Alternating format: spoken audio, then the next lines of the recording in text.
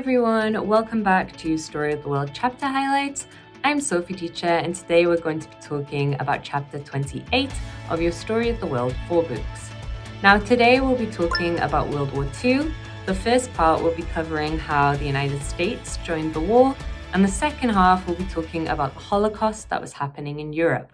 Now there's lots of different events that happen today, and some of them are really difficult to talk about. But it's very important to learn these things so you can really have a better understanding of history and events that unfolded after that.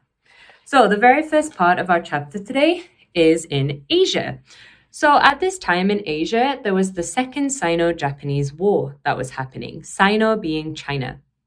Now, at this time, they were fighting a lot, and Japan really wanted to expand its power and its empire in Asia. And in China at this time, there was two political parties that had been fighting against each other. There was the Kuomintang, who was the Nationalist Party, and there was the Chinese Communist Party, or the CCP. Now, both of these parties knew that if they kept fighting against each other, they couldn't be strong against Japan. So both of them decided to come together in order to fight the Japanese. The Japanese were getting much stronger in China. They were fighting a lot of battles, they were gaining more land, and this inevitably led to December the 13th, 1937, where the Nanjing Massacre happened. When you look up this event that happened, there's lots of different names for it. With history, it's really important to use correct words, especially in English, to really describe the scale of what happened. So at this point, it's really important to call it the Nanjing Massacre, so it shows you how horrific of an incident it was. Basically, what happened was Japanese soldiers stormed into the city of Nanjing, and they horrifically killed 200,000 unarmed Chinese civilians.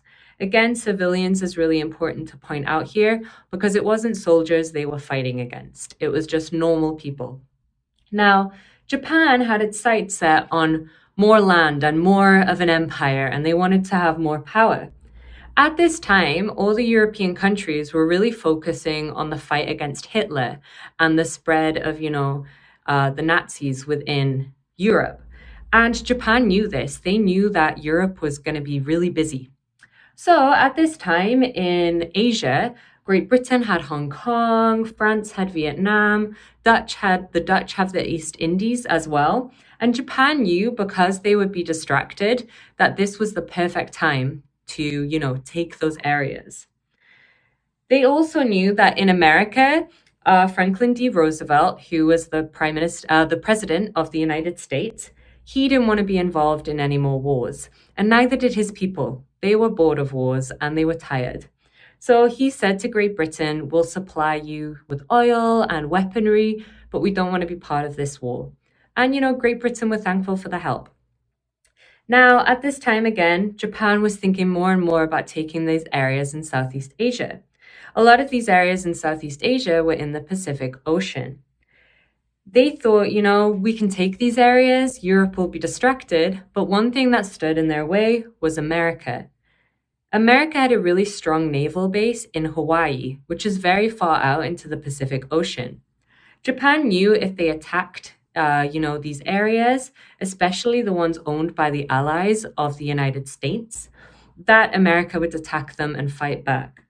So Captain Minoru Ganada, he thought of a plan. He thought we must attack the United States in order to get the territory that we really want. And that led to his plan of attacking Pearl Harbor.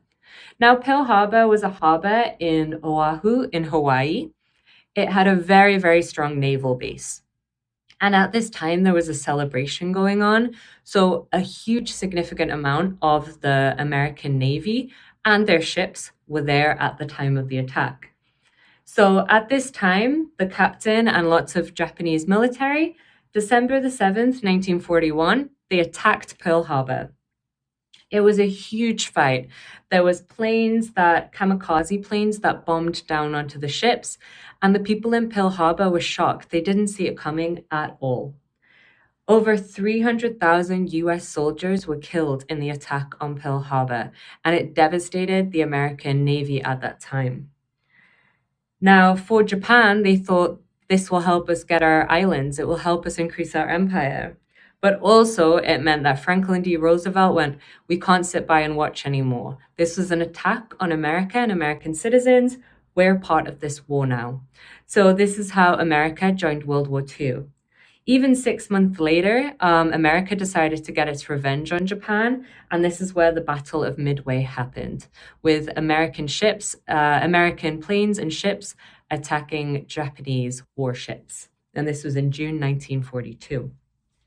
So now that we've talked about how America got into the war, we need to move over to what was happening in Europe. Now, this is quite a difficult topic to talk about, so I really want you to pay attention to things that are being said in this part, okay? So at this time in Europe, there was Adolf Hitler. Adolf Hitler was the leader of the Nazi Party in Germany. And before he had become, the leader of Germany and got into power, he had promised the German people that he would get rid of all of the Jewish people in Germany. There was a lot of hate, we call it anti-Semitism, against Jewish people at that time in Europe, and especially in Germany.